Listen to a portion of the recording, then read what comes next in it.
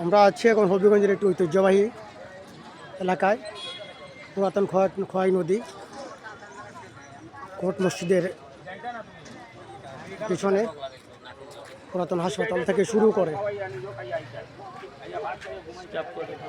এই নদীটি স্টাফ কোয়ার্টারের মুখ হয়ে সোজা একবারে চলে গেছে নোয়াবাদ পর্যন্ত।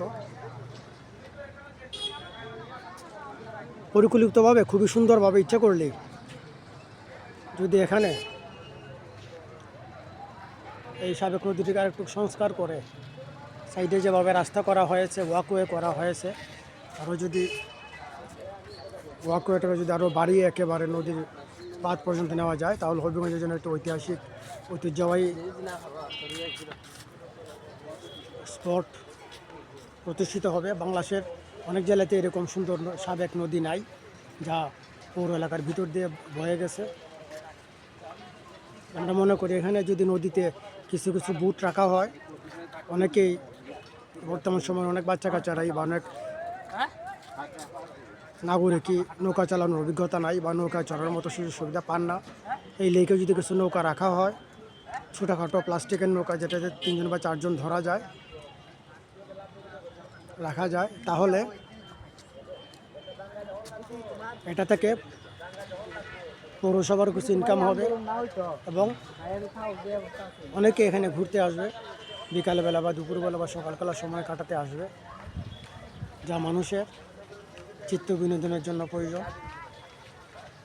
তবে সেক্ষেত্রে শৃঙ্খলাও রক্ষা করতে হবে, কারণ যেন নেশা জাতীয় কার্যক্রম ছড়িয়ে না পড়ে। আমি বর্তমান সরকার যেহেতু নিরপেক্ষ সরকার, এদের কোনো রাজনৈতিক স্বার্থ নাই, তাই মনে করি তারা ইচ্ছে করলে পৌরসভার মাধ্যমে এখানে ওয়াকওয়েটা শেষ করতে পারে।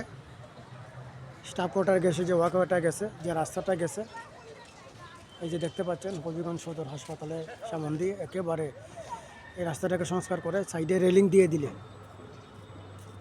আর কিছু এলাকায় নিয়ে কিছু ফুলের বাগান করলে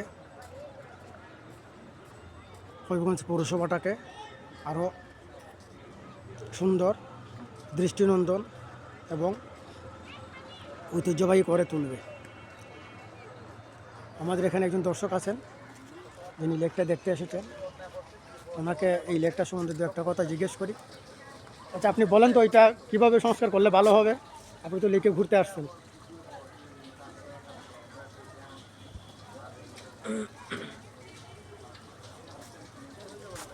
বলেন, এই সম্বন্ধে কিছু বলেন।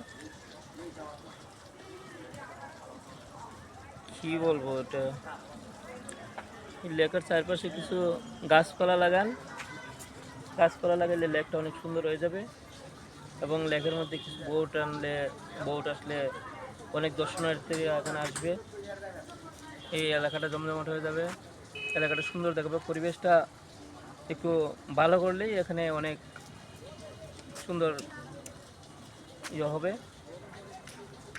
তো বোটের মাধ্যমে ছোটরা যদি একটু ঘোরাফেরা করতে পারে, এটা আরও ভালো দেখাবে এবং সবাই আনন্দ উল্লাস করতে এখানে আসবে, এলাকাটা অনেক সুন্দর দেখাবে। হবিগঞ্জবাসী, ওনার বক্তব্যটা কিন্তু সকলের মনেই আছে, সকলের পক্ষে থেকে উনি বলেছেন। কারণ এক দুজনকে জিজ্ঞাসা করলে মানুষের অনুভূতি, ইচ্ছা, আবেগ উপলব্ধি করা যায়। আসুন আমরা সরকারের কাছে দাবি জানাই, প্রশাসনের কাছে দাবি জানাই, এখানে তেমন কোনো বাজেট লাগবে না, কম বাজেটের ভিতরে এটা করা যাবে।